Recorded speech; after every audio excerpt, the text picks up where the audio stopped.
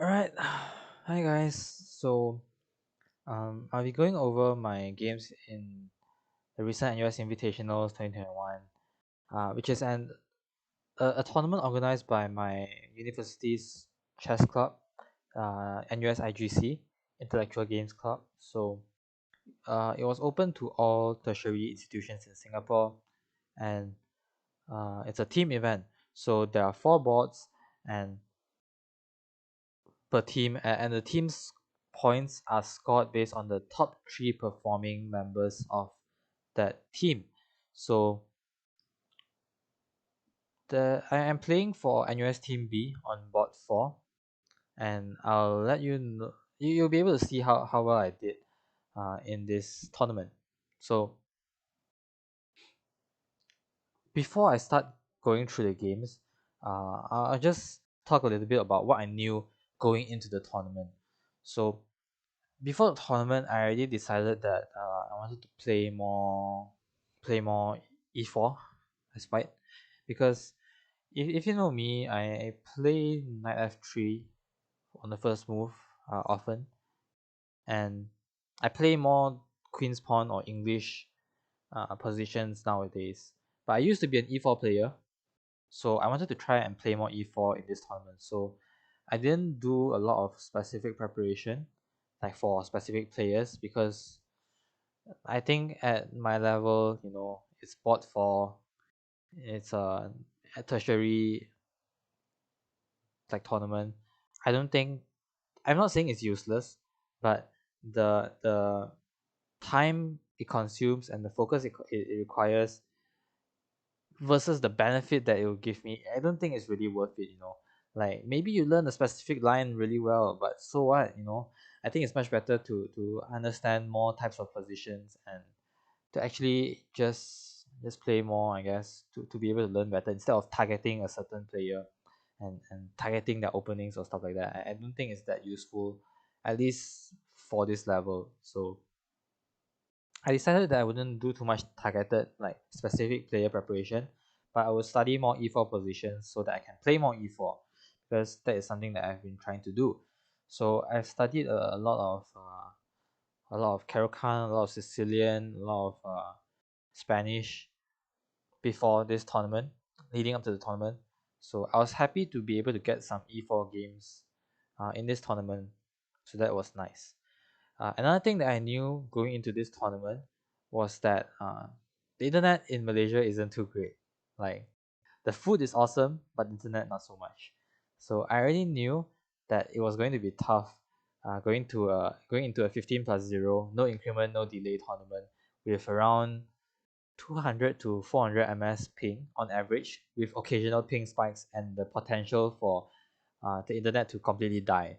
So I knew that might happen, but there's nothing I can do about it. So I just hope that it wouldn't happen. But I made a mental note that if time situations got low, I had to do what I have to do, and that was how I mentally prepared myself to help ease this sort of internet situation. And lastly, a day before the tournament, we are able to see the participants that are playing in this tournament. So you can see who's playing on board 1, board 2, board 3, board 4. And I looked at the list of players for board 4. And well, I'm not saying that I'm a better player than all of them, because I'm definitely very inconsistent. That's one of my weaknesses. I'm very inconsistent, and my raw calculation skill is very severely lacking, or at least I have very little confidence in it, which makes it severely lacking. So a self-fulfilling prophecy, something like that. So I'm very inconsistent, but I think that I definitely have the ability to be the better player if I face any one of them. So my aim going into the tournament was to score 7 out of 7. So it's 7 rounds Swiss. I aimed to score 7 out of 7. And I felt that it was definitely very realistic and it was achievable. So whether or not I achieve that result, you'll be able to see. If you click into the description, there's the board link there already, so you can already see my results. But don't see the results yet. Watch this stream, see me go through the games, and then let the suspense build. That's more fun that way. Don't just go to the answers right away. So with those three things out of the way, let's actually get into the games. So this is my first game. So early in the morning, first game.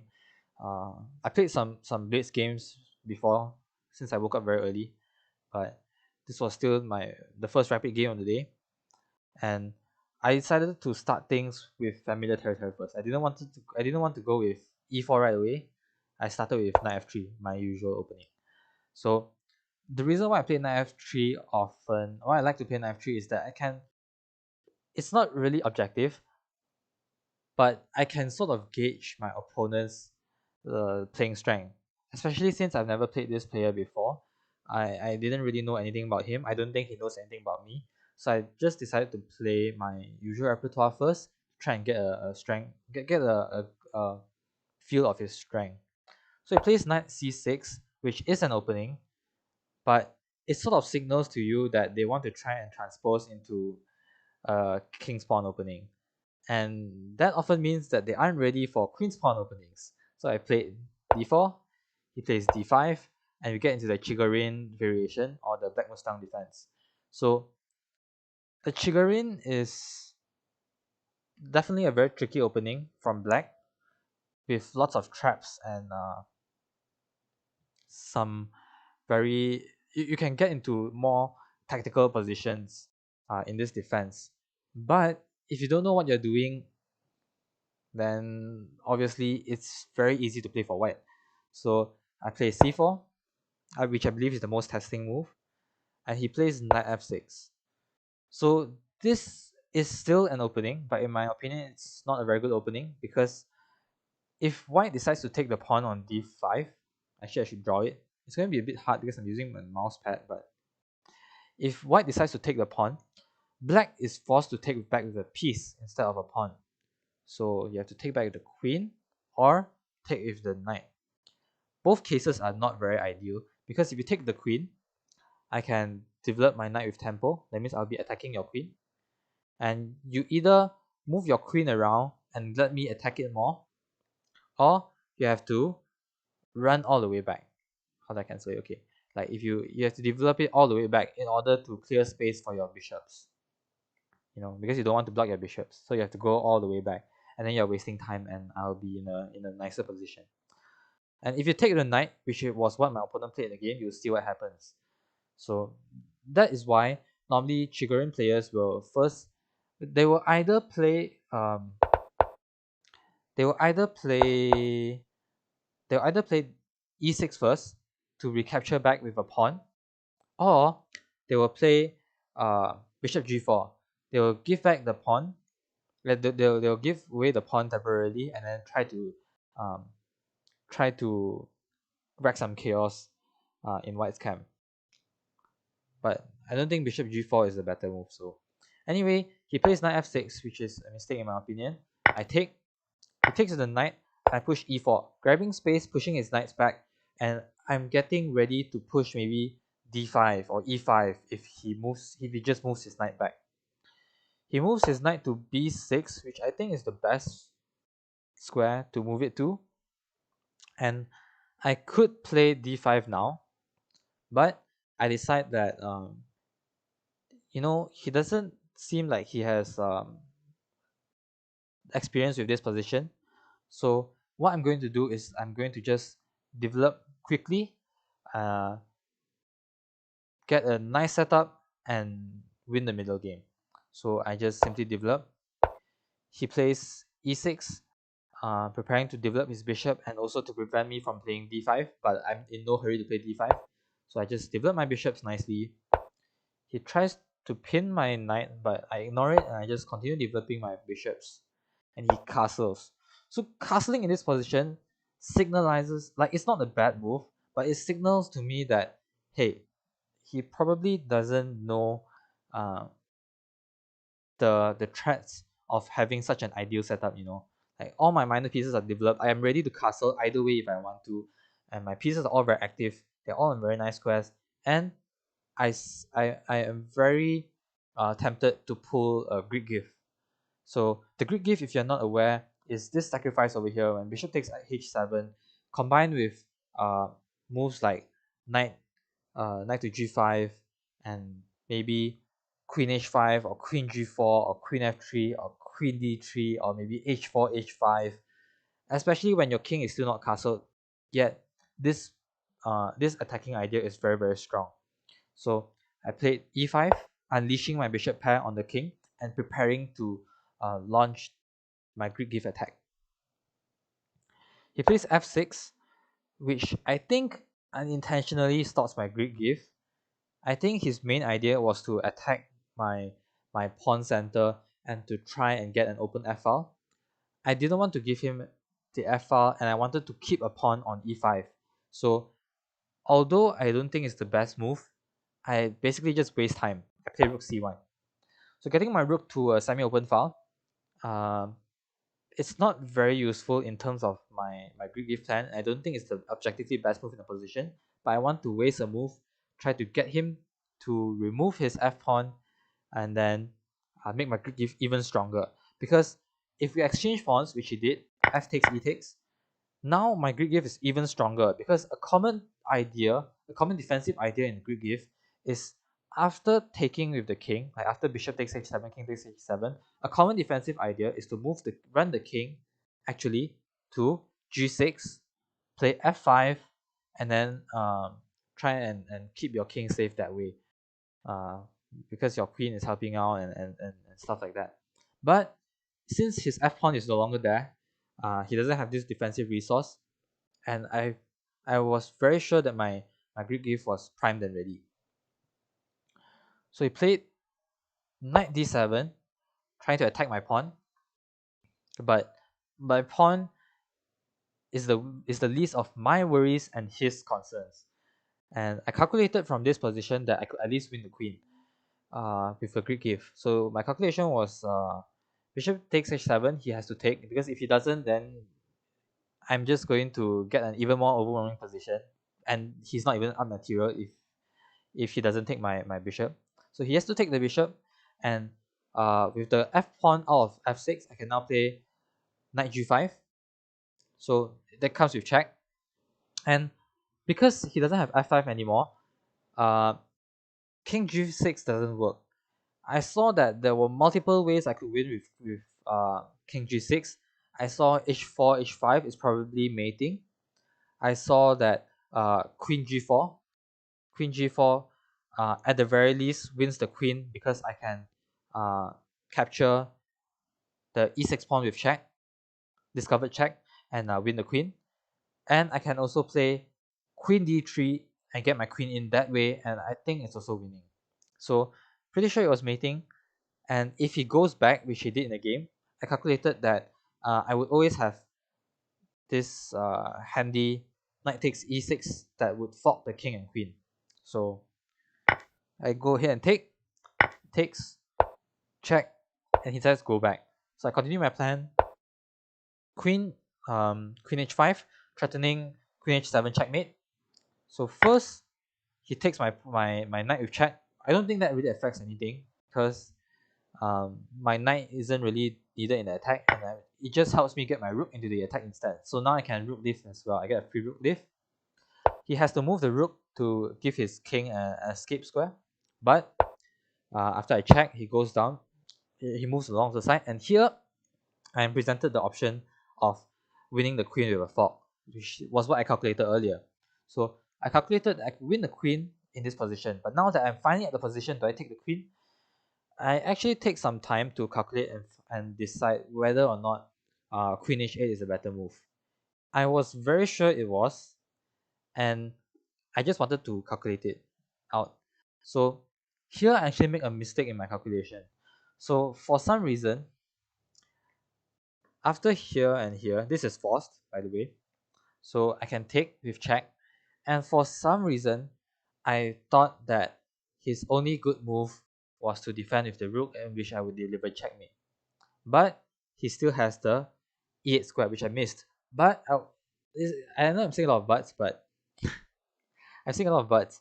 I'm still completely winning, and I know that queen h8 is a better move. It's just that I don't win material immediately. So I miscalculated that. I thought I was mating in a few moves. It turns out I need a lot more moves, but which sort of dissuaded me a bit. When I saw King E8, I was like, what the hell was I even thinking? Of course he has King E8. And I took some time to calculate, and I knew I was still completely winning and possibly mating. The only issue was because of this confidence shatter. I started to shift a bit of my mindset. I started to think, hey, you know what? Uh, like this was a nice attack. Calculation is not really a thing that I'm confident with.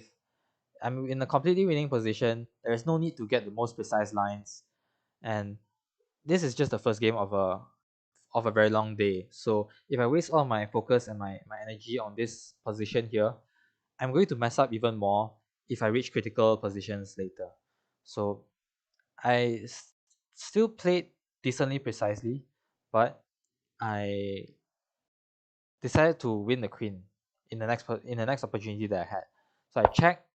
He moves up, um, trying to repeat maybe, and here I once again knew that taking the queen is mating, but I couldn't see the full line. I saw that king runs along the dark squares and gets gets to somewhere on g7, and I was pretty sure I was mating, but like I said earlier, confidence issue, and I just wanted to clarify, so I decided to win the queen with knight takes instead. He has no time to save the queen and no good place to save the queen either, because otherwise I will checkmate him. So he tries to make things difficult by attacking my queen and thinking maybe if we simplify he'll be winning. But by moving his knight away, he gives my bishop the c5 square, so I get more pieces into the game. I win the rook and prepare to take the queen with check.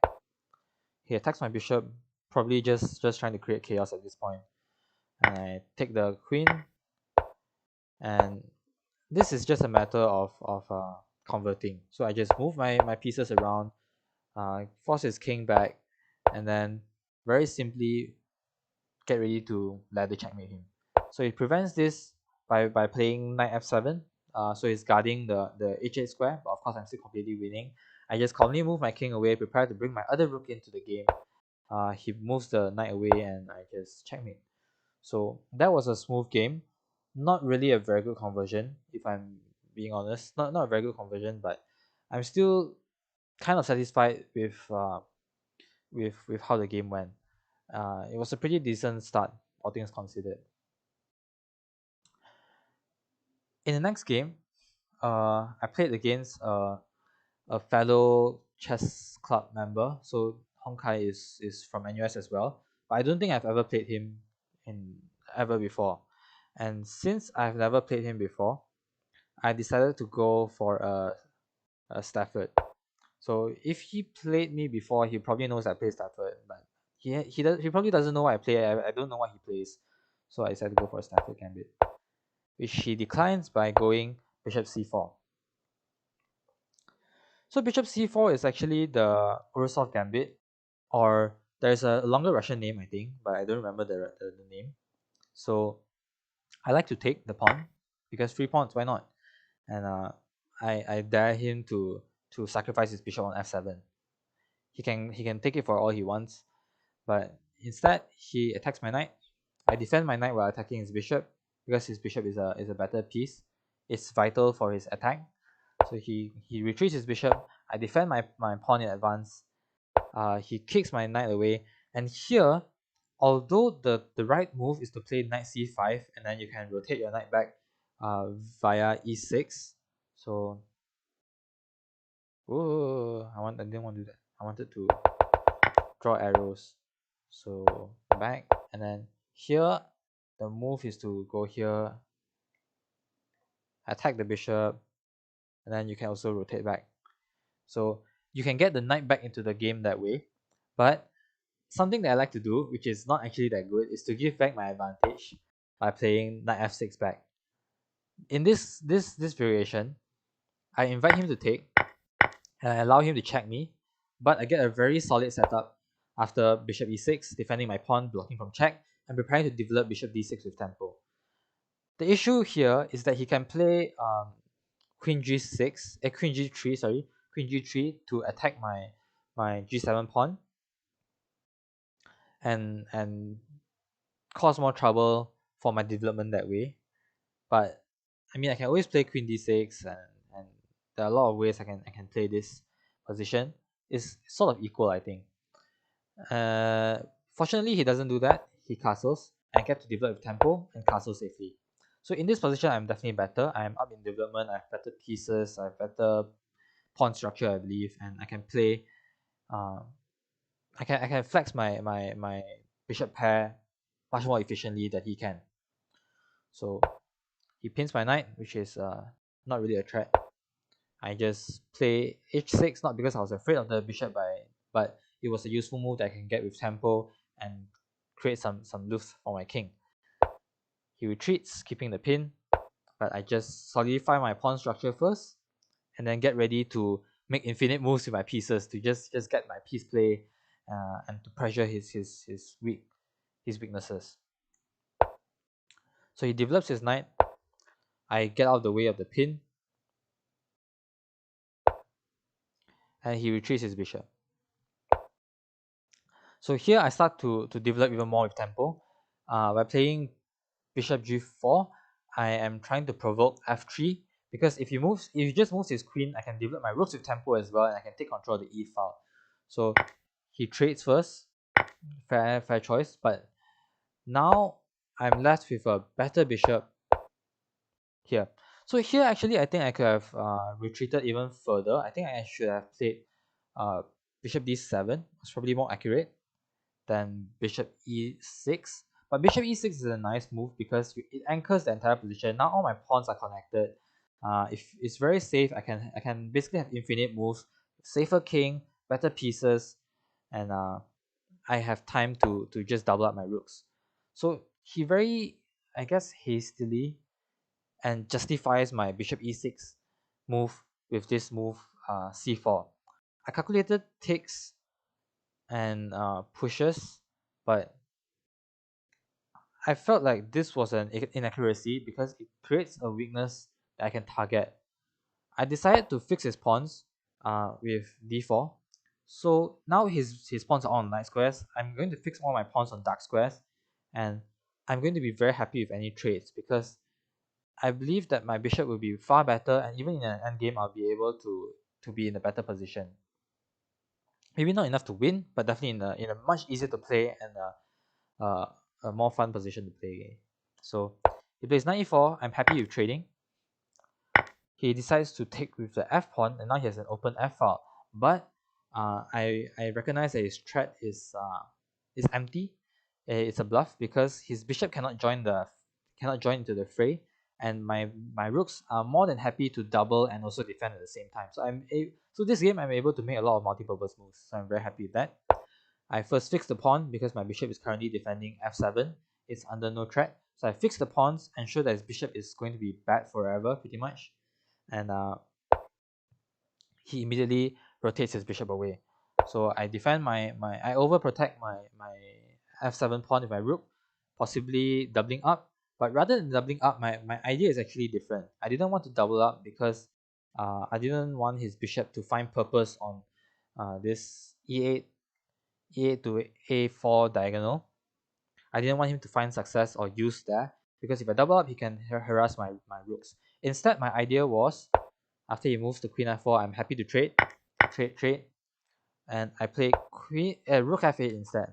My idea was to play f5. My idea was to play f5 to break up his pawns, prey on his weaknesses, and either get control of the f file or push his rook back into a relatively inactive position. So he plays a3, which is, I think, a mistake. It's a bit too slow in my opinion. If he wants to target my dark square pawn chain, I think it would be better for him to go, maybe even just b4 right away. Or if he wants to pair it, he can play rook b1 instead of a3, because a3 is going to be a waste of time, since if I defend the pawn chain with b6, he will want to get his pawn to a5, and he just wasted a move by playing a3 where he could have played a4, a5 instead of a3, a4, a5. So I think that was a waste of time. So I decide to go ahead with my plan, f5, and he goes with his plan b4.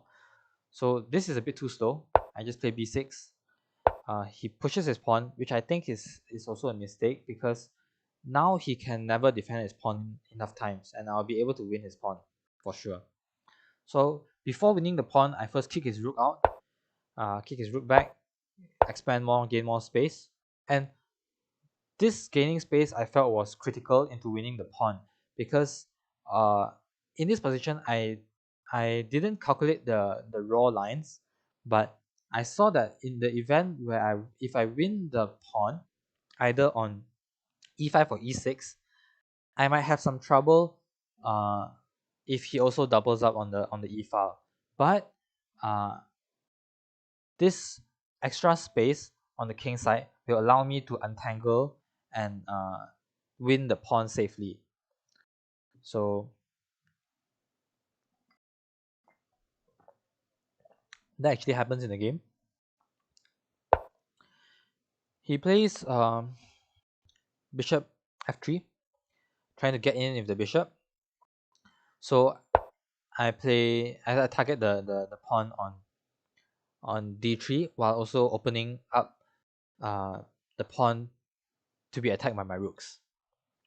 Surprisingly, I expected him to defend the pawn on d3 with either the bishop or the rook, in which would make my winning of the e pawn much more simpler. But to my surprise, he decided to defend the e pawn instead, which I think was the right choice, because I mean I happily grabbed the pawn, but he has time to get in with the bishop, and he can play e6 now.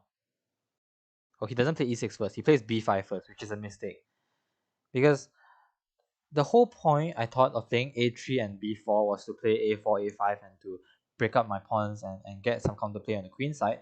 But instead he closes things up, which allows me to focus all my attention on this e pawn here. And I move my bishop back, anticipating e6, which he plays.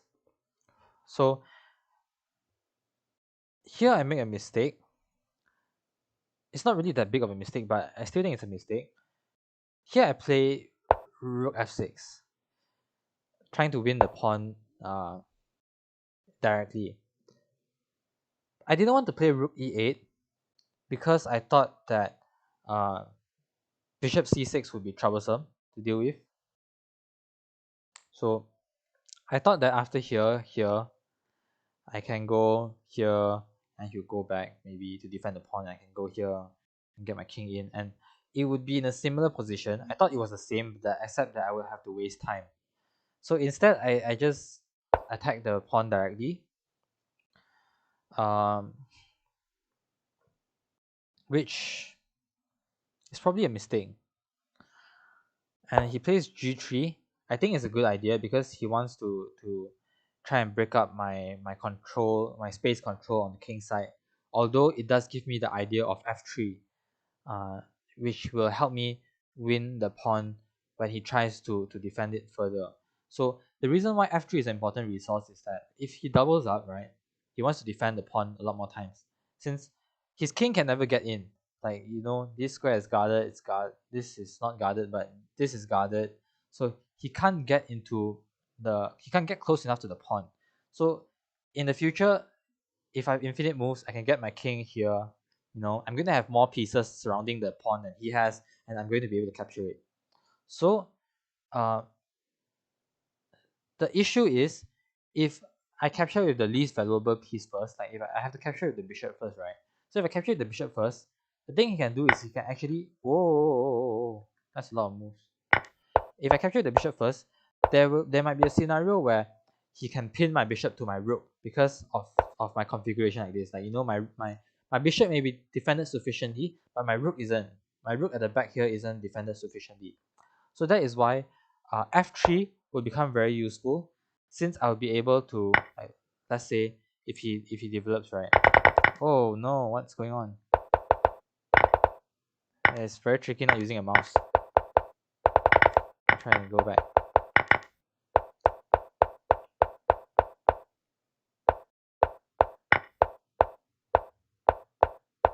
Yeah, here. So f3 is very important because in the event that he doubles up, right? If he doubles up, I'll have f3, and he'll have to move his rook somewhere, maybe here. Here. This is the only undefended square. It's very tricky using a mousepad. It's a bit too sensitive. But yeah, if he doubles up and I play f3, he has to move his rook, and then I can push again to fork the king and the rook. So that would be that's a very important resource. And one of the reasons why I played g4, g5, f4 earlier was to play f3. So I take the pawn. He doubles up to pressure my bishop. I defend my bishop because I thought that f3 had I thought that I have time to play f3 later, which was a mistake. I probably should have played f3 first. Yeah, I should have played f3 first and just threatened the fork. So this was a slight mistake, but I think I'm still winning here.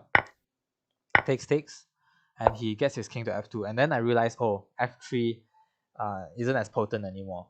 But I play it anyway because I have to untangle my pieces, and he makes a mistake with bishop f3, because this way there are only two attackers on my bishop, and I now actually have time to move my king away, defend my rook more, and untangle. So I think this was a mistake. He probably should have just moved his rook and keep the pressure on. However, I make an even bigger mistake by blindly thinking that I was so winning. I thought that I was so winning that I could lose an exchange plus pawns and still be winning. So I made a terrible blunder by thinking that bishop g4 was still winning. I thought this was a winning line that simplified for me. So obviously he wins my rook with check. I just move my king out of the way. He can win the pawn as well.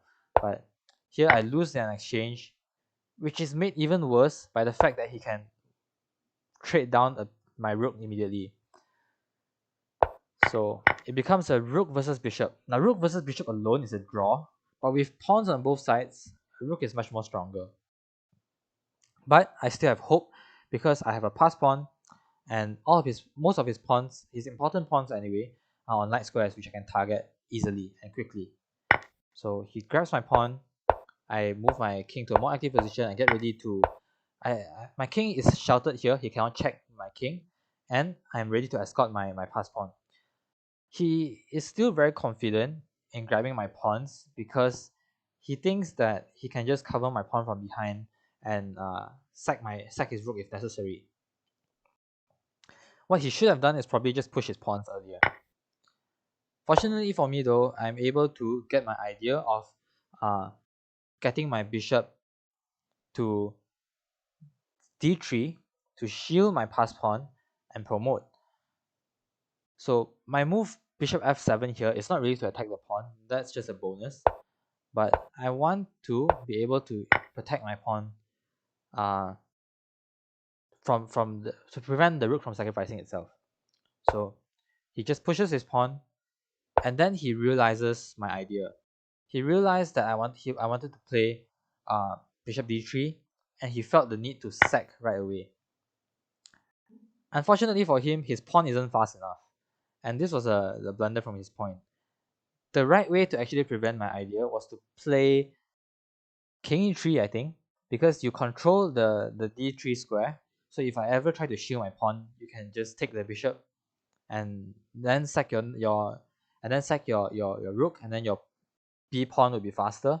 But thankfully for me, he didn't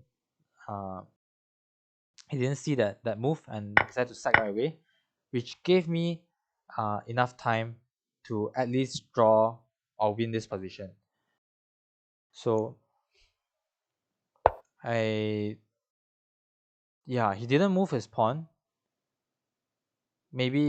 Probably due to the time situation.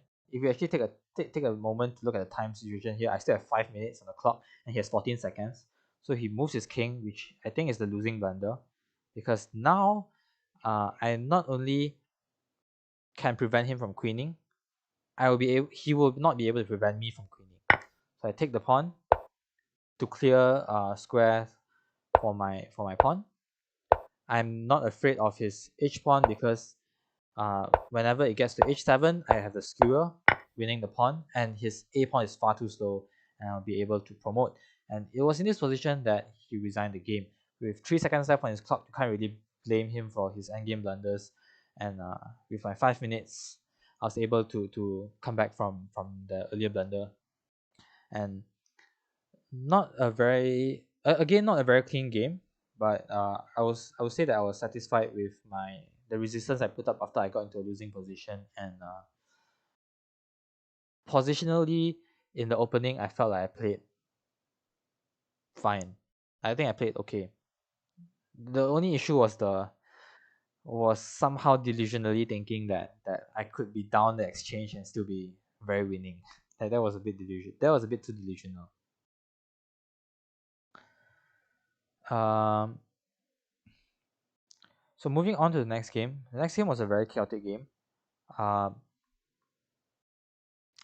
I mentioned earlier I wanted to play the Caro-Kann more, so I was happy to get it in this game. I played e4, and then he played c6. Um, so d4, d5, and I played the advance.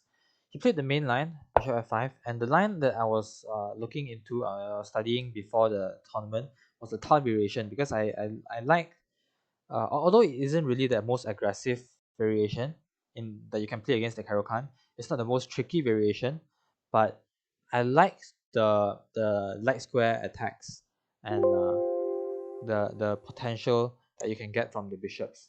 And oh, my battery is actually running out. So should I stop here? Yeah, I think I'll stop here. Um, on the third game, and I'll get back into the third game later after I've charged my laptop. So I think I'll end this stream here, and then I'll stream again either tomorrow or afterwards, or maybe later. Yeah. So that's all for now. Thanks for watching. I saw like a few people join the stream, and yeah, I'll continue analyzing, going through my games later or tomorrow. So that's all for